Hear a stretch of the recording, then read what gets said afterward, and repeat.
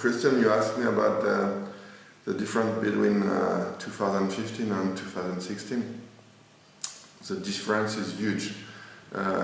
We don't know yet for the quality of 2016, of course, because if we have a very good summer, a very good July and August, we can still expect a very good vintage. But at this time, the viticultural year of 2016 is very, very, very difficult. 2015 was an easy year, very hot, very dry, so nothing really to worry about in the vineyard, but 2016 is very wet. We had 26 days of rain between May and June.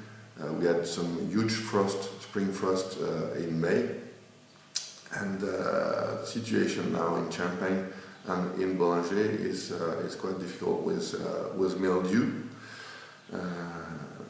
We're struggling in the vineyard, and it's very difficult to fight mildew because it's so wet that we can't go with a tractor into the vineyards.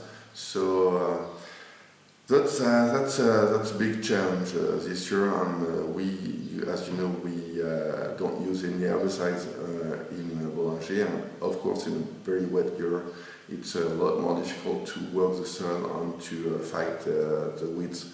So challenging year, but we will see what happens in August and September. And I still think that 2016 can still be a good vintage, but we'll see.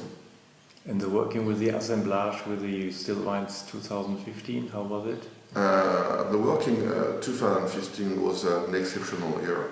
So really, it's not a very hard job for a cellar master, as all the reserve wine from 2012, 13, 14 are very good.